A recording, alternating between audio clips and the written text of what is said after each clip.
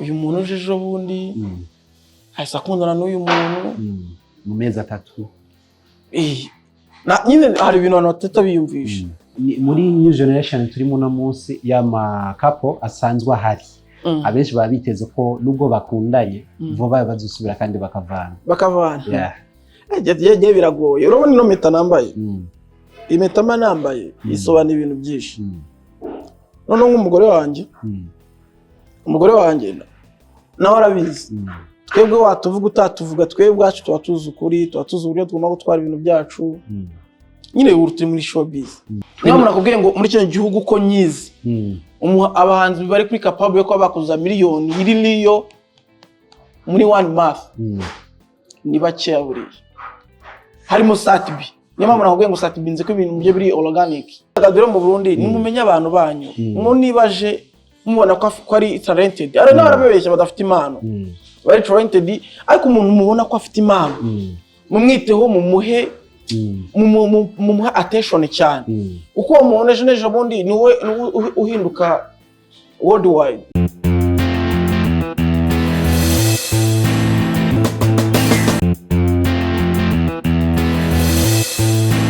Yes, bakunze ba Open Mic. My name is Patrick. Ikanda kuramutse nongera ndakwakira mu gihugu cy'u Burundi ongera twibwira nakazina kawe muri rusange. Murakoze cyane. Uno munsi mwashitse ngaha mu gihugu cyacu cy'u Burundi. Nahabonye hameze gute? Burundi je nagari rimisi kabiri maje. Bro fresh ko bafite abantu banje benshi. Cyane ko nyine ko byagenda kose ni abantu tuvuga ururimi rumwe twumvikana so banumva ko ari ababanyi niko mujya mu bivuga.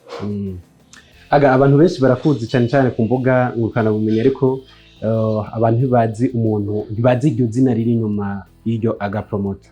Wotubwira urugendo rwawe rwo gutangura ibikorwa byo guteza imbere abahanzi canke abaririmbyi gushika aho ugeze uno munsi. Nitwa Pacifique agira neza. Ku mbuga nkoranyambaga ukoresha promoter. Urumva ibi bintu bimaze igihe kinini. Ariko nago nkunda kuvuga ngo ndisene n'uyu muhanzi uyu n'uyu. Mafite umwana b'i Kigali ni Burundi ngagira bo ngorana nawe. Urumva nyine mu promoter ni umuntu muri make usakaza ibikorwa by'abandi bantu cyane.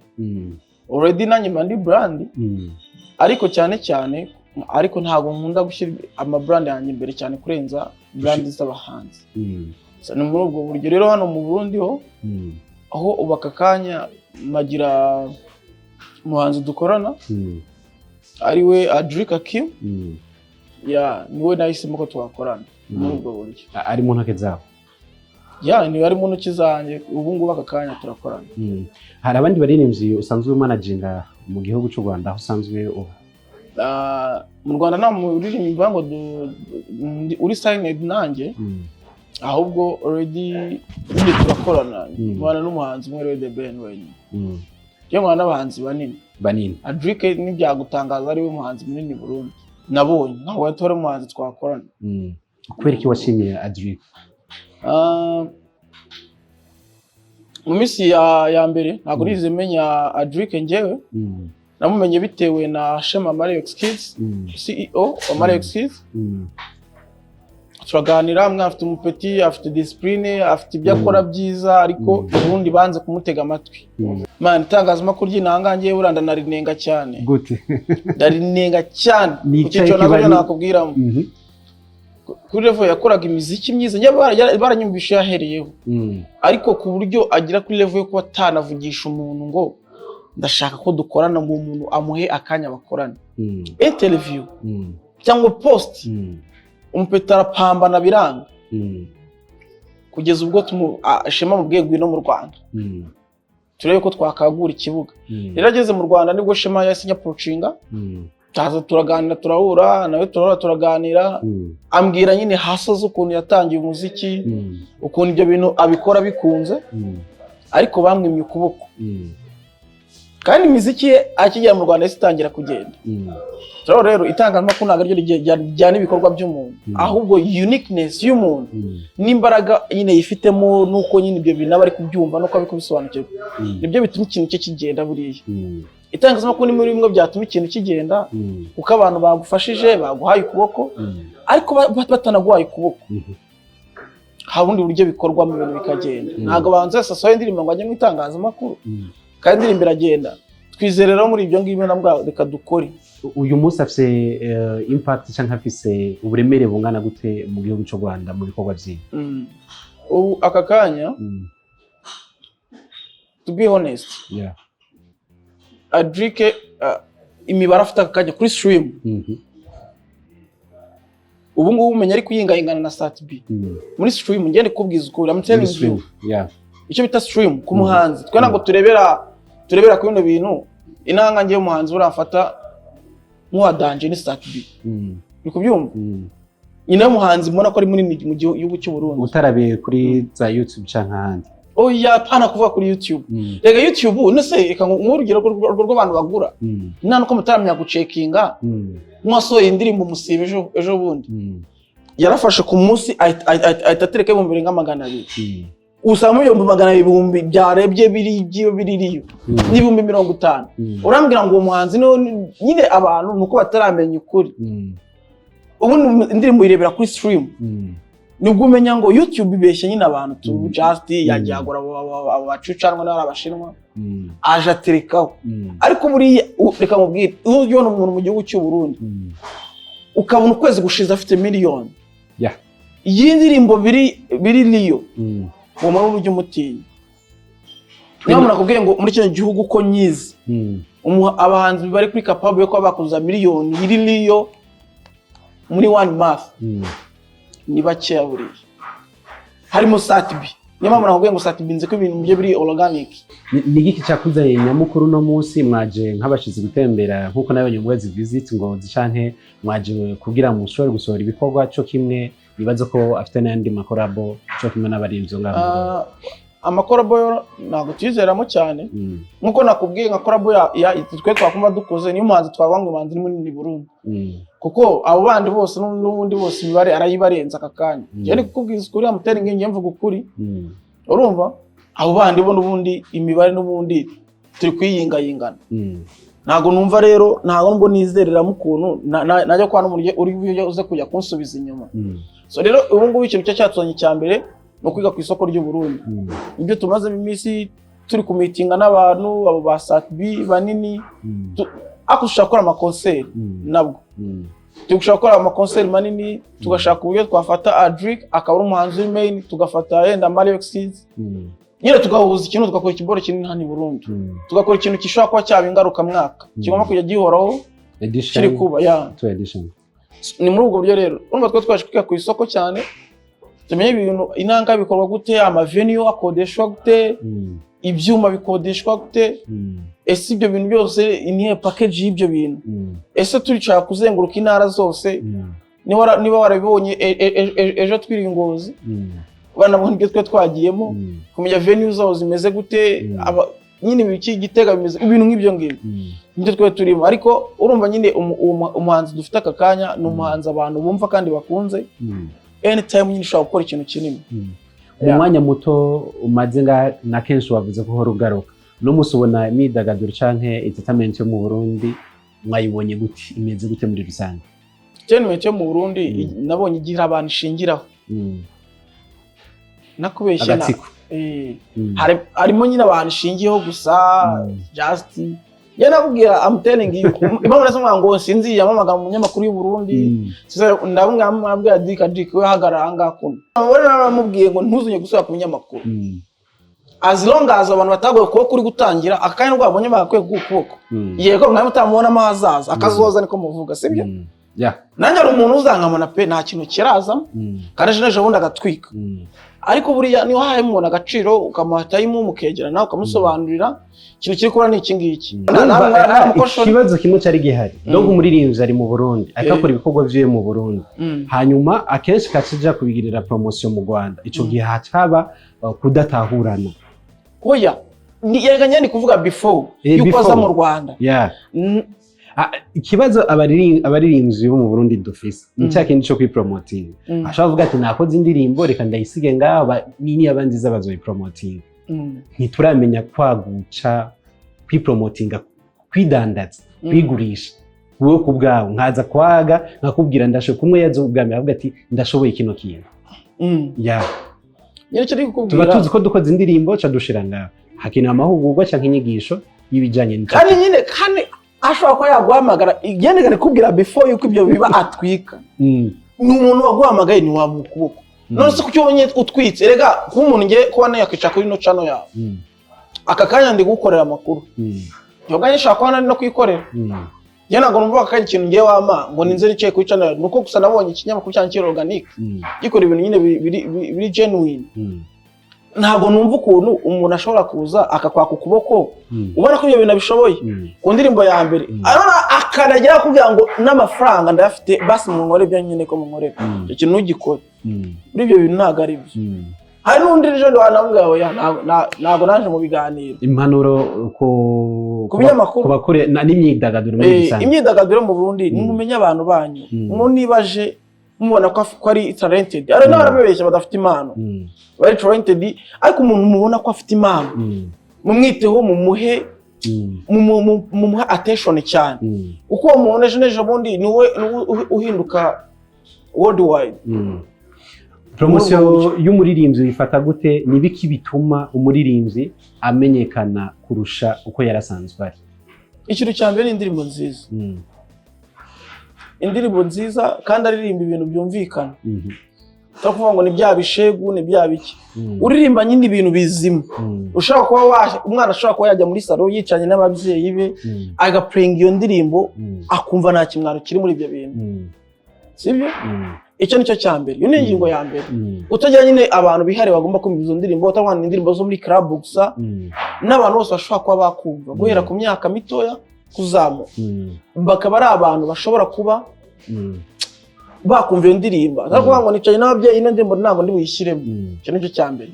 Ikindi cya kabiri ku muhanzi bituma indirimbo igenda. Nuko indirimbo iba yategura icyo bita uburyo igomba gusharingwamo cyangwa uburyo mugomba kwishakira isoko ryayo. Ubwo ni kuvuga kuri TikTok, Instagram, nabonye mwebwe nanga cyane ikintu kiri imbere ngo ari Facebook, station WhatsApp. Urumva nibyo bintu mwego biri imbere. Rero mwati mu Rwanda Facebook tuyifata nk'urubuga ntabwo dukoresha cyane. Dukoresha Instagram na TikTok. Kandi mu mbuga uziri gucuruza umuziki cyane ni TikTok na Instagram. Ni kuvuga ngo banza mu Rwanda ko wakomba ngo mu byumweru bibiri yuje miliyoni yari ibiri nyine binagaragara mu mibare.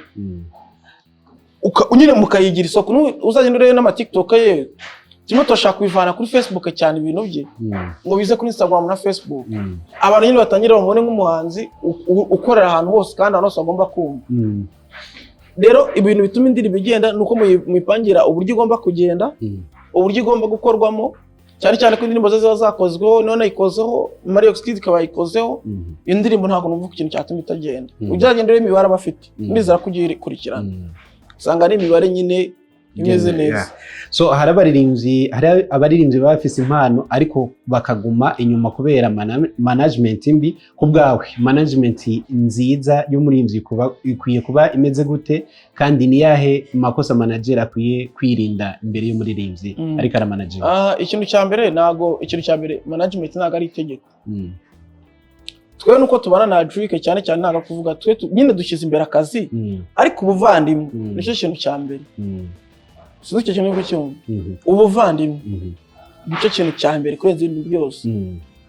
N'ubundi kumufata uko nguko ntabwo twe tuzi ko yava Madrika waka kanya kandi mbere yuko tujya no kuvuga ngo tujye twasinya uri kubyumva twabanje dukora tutasinya kwa twe turebe uwo muntu yitwara gute. Hari abantu usanga nibe bwenge byaramaze kubafata mu mutwe byarabatwara. Uramaze ugasuzuma umuntu wabona ari tayari neza kuba ngo umuntu twakora akazi. Rero ibyo ngibyo uwo twasanze byinshi byose abyujuje nta cyazo na kimwe cyo cyagomba kuba cyazemo hagati. Rero management biterwa bivana uko iyo management n'umbere ishaka kugezaho umuntu cyangwa nuko yatangiye iyo business iri gutekereza. Twebwe ibyo bintu ni ibintu tuba mu buzima bwa buri munsi, tuzi uburyo bikorwamo, ntabwo ari ibintu byo kwanga ko dufite amafaranga none dufite menshi cyane, tuzi ko ibyo bintu bikorwa. Hari abatabona management cyane mu baririmbyi bino n'abandi bakunda umuziki ndundi bakabona ko gusinyisha umuntu cyangwa kuyobora umuntu muri management abari no ku apari yuko umufasha mu by'imiziki no mu mibereho cyangwa kumufasha kubaho biba biri mu no munsi twavuga ko Adric ariko masezerano mwagiraniye. Urumva Adric abayeho neza, cyo nicyo cyambere. Reka namaze kubona amafaranga ye. Yena azajya no bitangaza no ko mutamuganira. Cyane kubwo inyuma kamera narasigaye afite business akora ze. Uri kubyumva? Bitandukanye n'umuziki. Bitajya bitize no bitandukanye n'umuziki. Rero umuhanzi wizera ngo wenda umuziki uzahita ununga bitaraba nyine ibintu binini cyane, uri ni ikibazo cyane. Ariko bo bigeze ku stream afite n'ubundi stream afite akakanya zamutunga. Sino uko icyo kintu. Uri stream akakanya afite zamutunga. Akomeje ku murongo ari akakanya imibare afite yamutunga. Ariko nyine we n'ubundi abari umwana wakuze yishakashakira ko byagenda kose agomba gushaka no ku ruhande akari uko bimeze. Ni muri ubwo buryo rero n'ubundi afite n'ibindi bintu akora nta bitageze no bihuriye n'umuziki. Umuziki ni priority ariko afite n'ibindi akora nyuma yawo. Hari muririmbyi w'umunyarwanda ashobora kwigira ku muririmbyi w'umurundi, hari umuririmbyi w'umurundi ashobora kwigira ku munyarwanda. Mbe no munsi bo bikora gute? Kumwigiraho? Ibijyanye n'iterambere. Naseka nkubwira. Urumva urugero nko mu Rwanda umuhanzi dufite munini ni The Ben, sibyo? Ariko na Bruce Melody cyane kubera oya njyewe impamvu wenda uwo nawe uramuvuze ubwo ni kubibona. Nanjye ndikurebera mu mboni zanjye kanzikuremo. Nanjye mu mboni zanjye The Ben niwe mbona ko ari umuhanzi munini. Navuze ko Bruce Melody ari umuhanzi munini. Ni fresh. Ariko umuhanzi nk'ubu Adric ngiye tuganira ko umuntu abona inanga w'icyitegererezo Satibi kwambwiye rero ari mu Rwanda amitinga na Ben baraganira n'umuntu baziranye none kuvuga ngo amaze kuba umuhanzi munini mwe muzabona ibintu biri guturika mutazi ngo binameze gute mwaramwimye ukuboko simwakumwimye mwamwimye ukuboko mbona ibintu biri guturika mwibaze none turi bwandike inkuru ivuga ngo iki. Urumva rero mu mbabarire ndabizi uri mu banyamakuru banini nahangaha mugerageze mushaka ikintu mwakubaka hagati yanyu connection n'abahanzi mubone ko bafite akazoza nabona nakubwira ngo umuntu urumugeri gwishye mu kubaka connection kandi ubona nta kintu kimurimo umenye ngo uyu muhanzi nakora mu Rwanda bikorwa bro kuvuga ngo uyu muhanzi niba ari umuhanzi ufite nyine numbero ni gute twakora ibintu bizima bishobora kuba byageza umuhanzi kuri level imwe cyangwa ine. Sino ko cyo kintu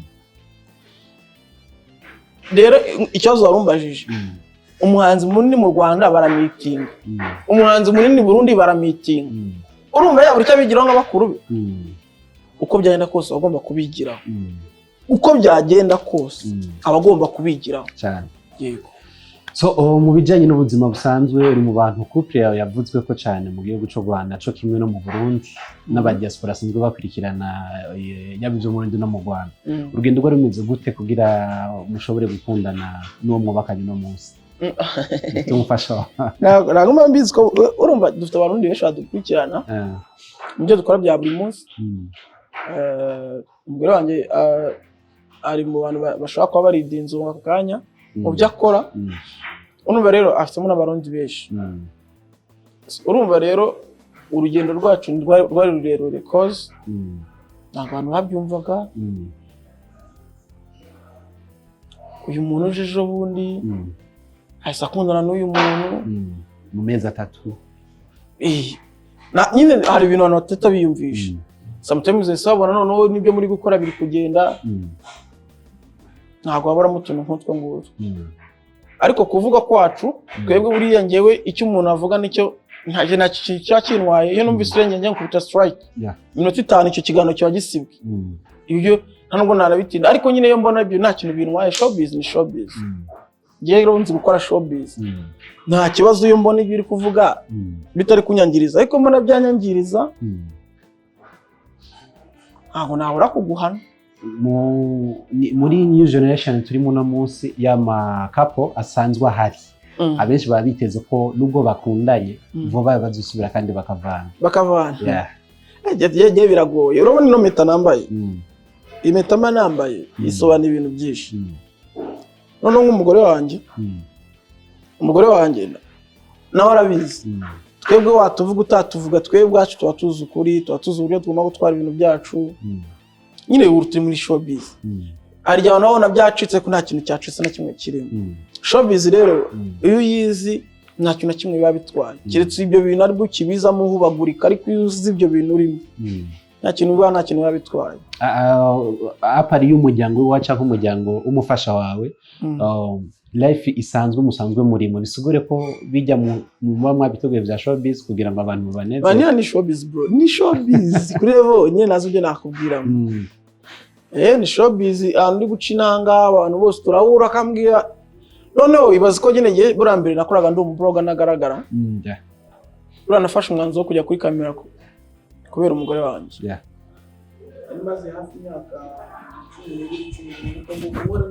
10 y'ama brand manini nashaka kugaragara ari ngiye utegura utuboro nk'utwo ngutwo ama videos acicikana ku mbuga ara yanjye ariko nashaka gupopinga ngiye ntago nabyizeragamo ibintu byo kugaragara ariko ndera arambwira tuzana kuri kamera kandi mbona harahiye cyangwa umugore wanjye ibintu byinshi nyine ngiye nayo turabipanga n'ibintu babona bisohotse byo byasohoka n'ibintu twe tuba twapanze tuba tuzi ngo kino kintu cyatumarira iki kintu cyadugeza kuki do showbiz twe duseringa amasura tugacuruza n'amakuru umuntu rero wese ucuruza ibyo bintu hari uburyo agomba kwitwaramo hari uburyo agomba gutwara ibintu paka nyine bibaye ibintu binini ni muri ubwo buryo ntabwo ari kuvuga ngo hari ikintu kimwe yenda ngo kiduteze impungenge gishana na kimwe nankubeshye twe tuba tuzi ko ibintu byose dukora suno no baraza kubona ubuno n'ubwo tuye gutangira showbiz neza